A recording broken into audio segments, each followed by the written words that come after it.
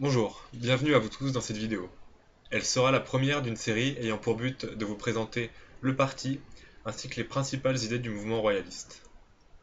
Comme vous le savez, l'économie française est au plus mal. La dette est de plus en plus importante, la France doit aider des pays européens qui sont dans une misère bien plus dramatique. On demande aussi de participer à des missions militaires complexes et surtout très coûteuses pour finalement peu de reconnaissance européenne ni même mondiale.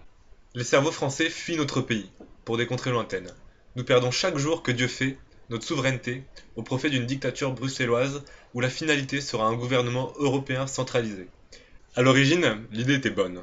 On avait libre circulation dans les pays européens, une monnaie commune, une grande facilité de voyager, pour qu'au final on s'aperçoive de la véritable raison. La libre circulation des marchandises. Ainsi, moins de contrôle douanier, une plus grande facilité de transporter. Et le résultat est là. Prenons l'exemple de la fraise. En Espagne, elle est cultivée avec des produits totalement interdits en France.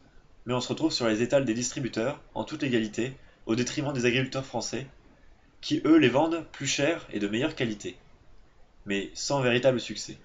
Le ministre il s'en fout de nous. C'est le sentiment que vous avez là aujourd'hui.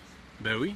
À la longue et terrible fin, les terres agricoles auront presque disparu car plus d'agriculteurs pour s'en occuper. On dépendra d'autres pays pour se nourrir et en cas de guerre, on n'aura que cailloux. Car oui, l'Europe, c'est théoriquement de l'entraide, mais qui nous aide à lutter contre le terrorisme? Pas grand monde. Quand anciennement le Royaume-Uni, encore en Europe à ce moment-là, nous a demandé d'empêcher les migrants de rentrer dans son pays, nous l'avons fait, et à quel prix? Un autre exemple de malheur, de la circulation libre des marchandises, l'huile de palme, qui devrait être totalement interdite, tant pour le point de la santé que pour celui de l'environnement. On détruit des forêts entières, de la faune et de la flore. Pour quelques pots de Nutella, ridicule. La France, qui se veut modèle quant à l'environnement, devrait interdire ce produit sur le marché français. Pourquoi se laisse-t-elle faire? Car c'est la loi du capitalisme. À l'ouest, le capitalisme qui traite les communistes d'utopie et les communistes qui insultent les capitalistes pour finir en guerre. Pourquoi au final? L'argent. Le monde est dirigé par l'argent. Chaque seconde de votre vie vous coûte. Même pour survivre, vous devez payer. Payer l'eau par exemple, qui sous l'Ancien Régime était gratuite. En effet, à cette époque, libre était à vous de vous servir dans des rivières pour vous désaltérer. Dans une eau qui, pour rappel, n'était pas aussi polluée par les usines qu'elle ne l'est aujourd'hui. Vous aviez froid?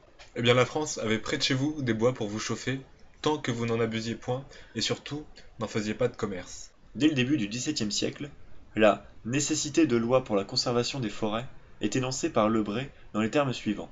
Il n'y a point de doute que le roi n'étende sa puissance sur les bois de ses sujets, pour empêcher qu'on en abuse, ce qui a lieu non seulement pour les bois des ecclésiastiques et communautés, mais encore pour ceux que possèdent les particuliers. Que si quelqu'un met en avant que c'est entreprendre sur la liberté que la nature donne aux hommes de disposer de leurs biens, comme bon leur semble. Un des droits de la souveraineté du prince est de pouvoir restreindre de telles choses. La liberté de ses sujets, pourvu que cela se fasse dans une loi générale qui les comprenne tous, spécialement pour les bois de haute futaille, qui sont si nécessaires à tous les hommes. La grande nécessité qu'a le public des bois de haute futaille pour la conservation des temples, des villes, des palais et des maisons particulières, et pour finir des vaisseaux et des navires, a porté les rois à prendre un soin particulier de la conservation des forêts et de les mettre sous leur protection. Citation de Lebret dans le traité de la souveraineté, publié en 1632. Pouviez vous nourrir, vous soigner également, même les pauvres par les hôpitaux généraux.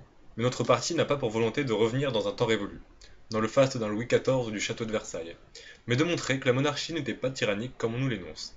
Un roi avait tout intérêt à laisser à son enfant, le dauphin, un royaume prospère. Il aimait son peuple. Pour parler du château de Versailles par exemple, on sait qu'il a coûté 80 millions de livres. Mais aujourd'hui, on ne nous dit pas combien il rapporte. Faut savoir que sur ce coup-là, Louis XIV fut visionnaire. Le premier ouvrage 100% français que le monde entier venait voir, pour commander aux ouvriers français les mêmes pièces, une dynamique incroyable, une sorte de maison témoin. De nos jours, la visite du château coûte en moyenne une trentaine d'euros, pour en moyenne 6,9 millions de visiteurs, soit un chiffre d'affaires de 207 millions d'euros. Notre parti est pour le retour d'un roi, pour les quelques raisons citées plus tôt. Une meilleure transparence, redonner à la France son prestige, et que l'ensemble du peuple français soit fier. La France est grande, il faut croire en elle, étudier son histoire et redonner une chance à des personnes nobles là où les bourgeois l'ont renversé, blessé dans leur orgueil.